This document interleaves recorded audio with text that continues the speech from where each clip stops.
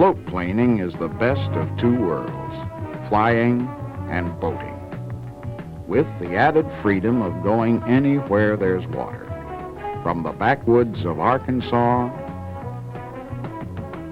to the backwoods of Maine.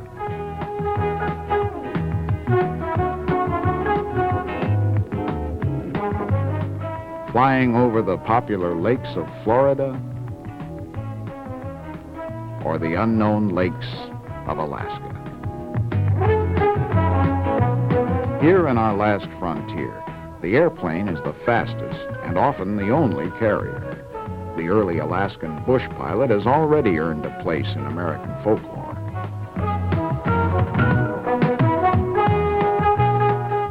Today, near Anchorage, modern pilots still fly the bush, making up the largest float plane operation in the world at Lakes Hood and Spenard.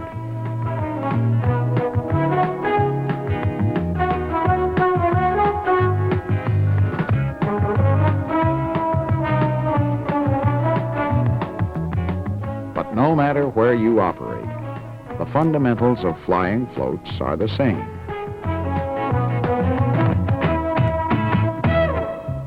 Out in the suburbs of Anchorage is Campbell Lake. Resident pilots have float planes right in their own front yard.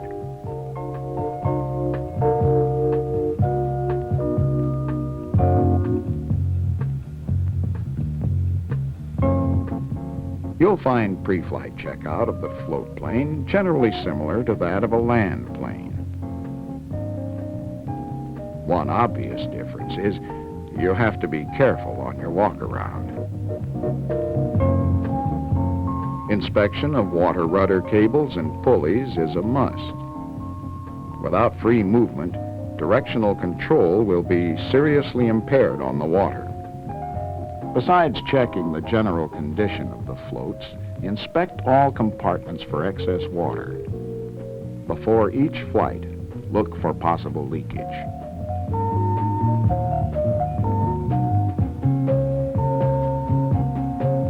Knowing the prevailing wind and water condition is part of the pre-flight procedure. Before leaving the dock, you should evaluate conditions for taxiing and takeoff and plan a dock departure to avoid boats, other aircraft, or obstructions. Taxi a float plane very slowly or quite fast. A slow taxi does not create a bow spray which can damage the prop.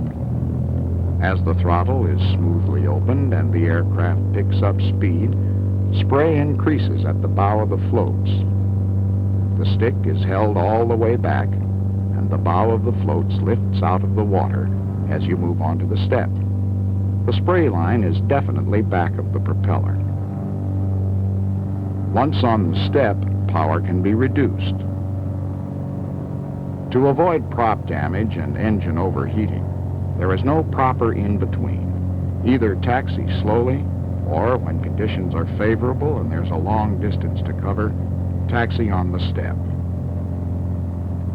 For takeoff under no wind or glassy water conditions, you can get some assistance by circling around and roughing up the surface. A small wake helps unstick the floats. Float flying is not considered to be difficult to learn.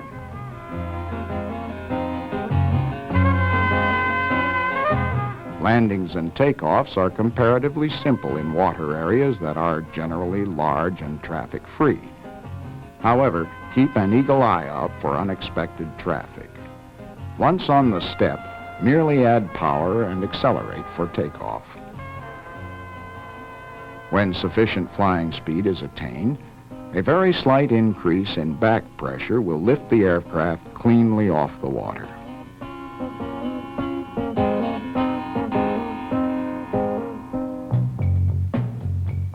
The float plane is affected by wind and or current. Power off, this aircraft is drifting backwards from the wind. With proper control application, it can be directed toward a desired point on the shore. In a strong wind, a power turn is used in turning from upwind to downwind, as centrifugal force helps to overcome the upsetting effects of the crosswind. Extreme elevator position can cause porpoising, either too far back or too far forward. If you're unable to correct a porpoising condition, close the throttle immediately and start your takeoff again. A premature liftoff or lowering the nose too soon after liftoff can result in flying back into the water.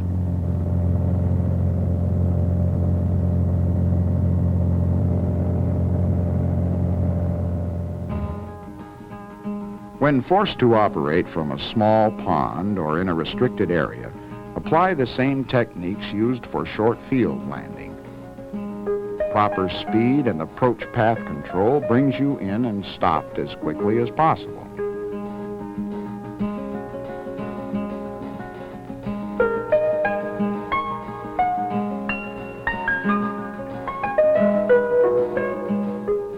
Sometimes it's easier to get into than out of a small lake. Within a confined area, a taxi turn helps accelerate to liftoff speed.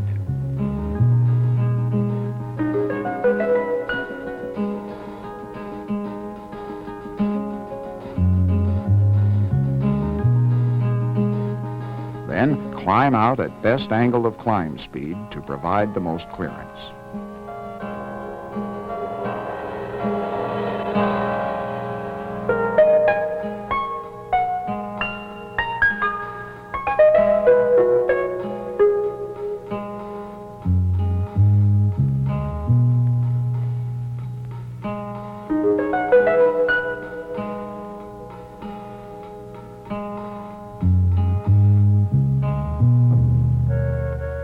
In flying floats, the single, most deceptive phenomenon is a flat, calm condition known as glassy water.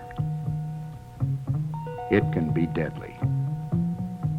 Calmness of the water tends to mislead you. The water surface looks inviting and easy.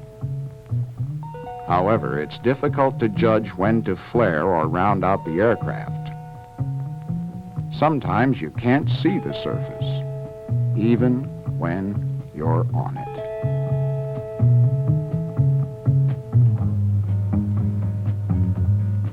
We're going to line up an approach that passes close to the shore so we can maintain a reference point. Because of the power-on approach, glassy water landings consume a considerable landing distance.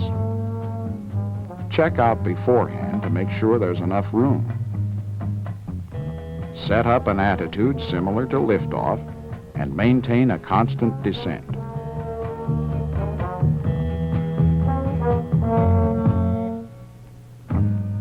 Remember, try to land as nearly as possible to the shoreline or next to a boat, anything that can be used as a reference.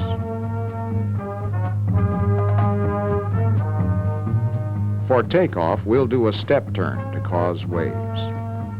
This not only helps free the floats, but also improves depth perception.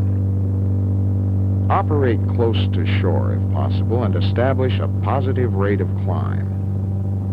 Many pilots have made a safe, glassy water landing, and then during takeoff have flown back into the water.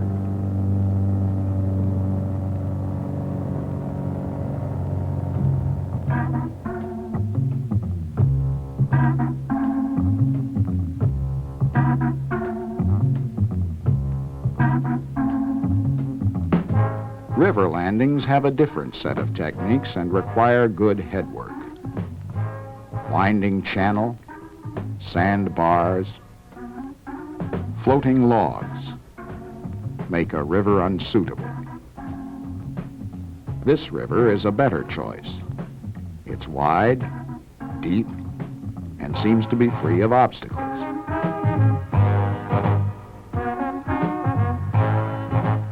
But before landing on any river, it's a good idea to seek advice from local pilots.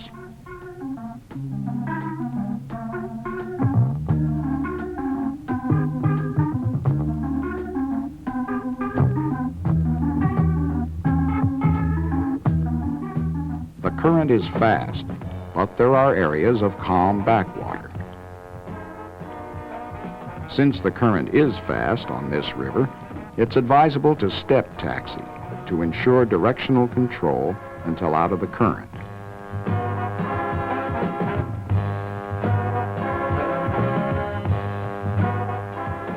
Unlike a glassy water landing where we operate close to the shore, you notice we stay well clear of the bank.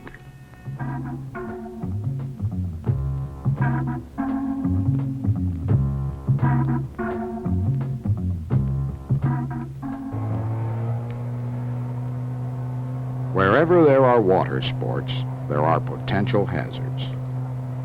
The last thing a fisherman has on his mind is to look out for airplanes, and he's liable to suddenly appear from any direction.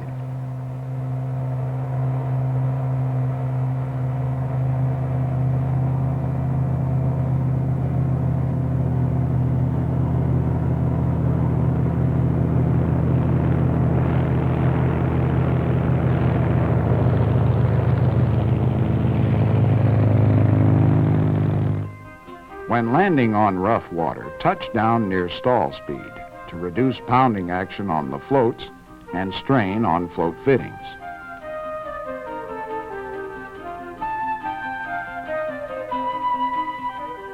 In working up to a low dock or float, approach slowly from alongside instead of directly toward it, and take into account effects of wind and current. Make sure the engine is stopped before coming alongside. Where no helper is available on shore, get out on the float and do the fending off job from there, by yourself. Be careful, though. Believe it or not, too often someone in a hurry to get on the dock jumps from a float into a still turning propeller. A ramp approach is usually easier. About 20 feet out, RPM is increased, causing the bows of the float to be raised slightly. Thus, there is little shock to the aircraft due to the float angle and the cushioning effect of the bow waves. Whether in Alaska or Florida, the techniques of float flying are similar.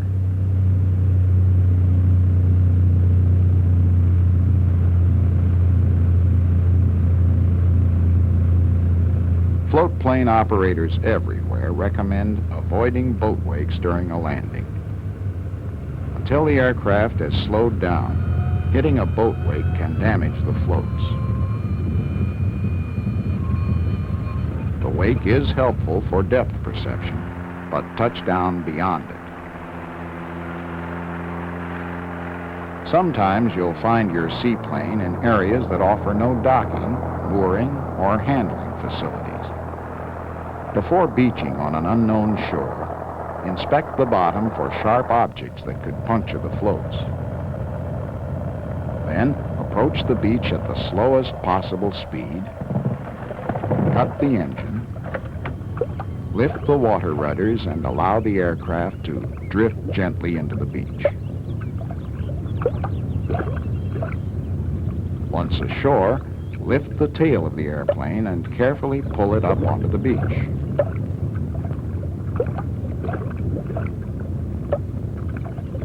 Then make sure the aircraft is secured against wind and wave action.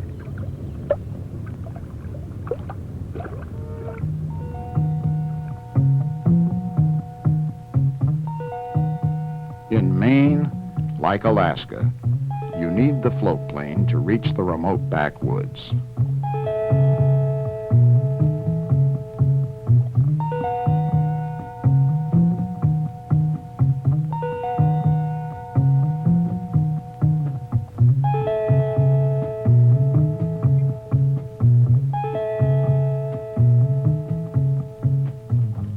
Where log rafts are moved on lakes, we can usually find stray floating logs.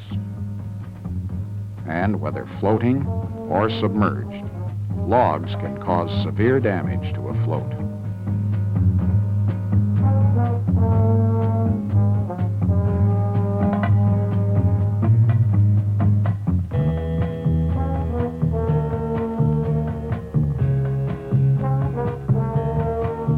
Since so many highly experienced pilots have been fooled by glassy water, let's have a closer look.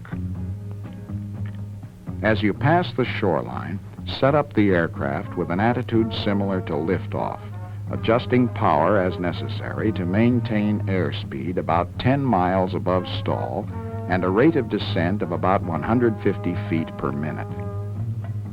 With a constant power setting and a constant attitude, the airspeed should remain fairly stable. Now, closely control the throttle so that a constant descent is maintained until the aircraft makes contact with the water.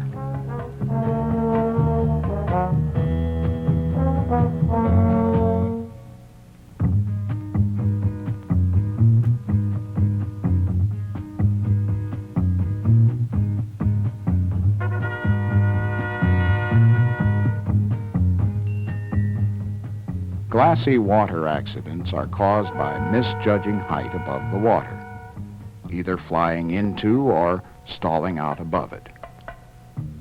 Your problems are magnified if bad judgment or circumstances result in landing away from shore.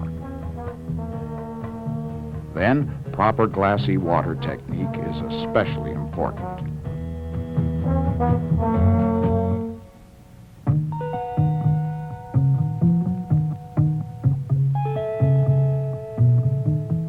Once you set up for a glassy water landing, attitude and power control are the keys to success.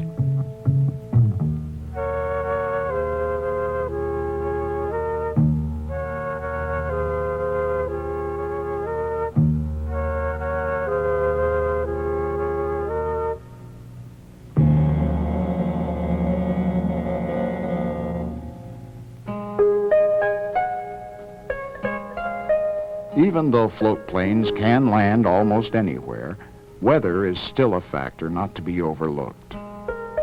VFR conditions can quickly change to IFR due to clouds or fog formation. The unwary float plane pilot may discover his water area dangerously socked in.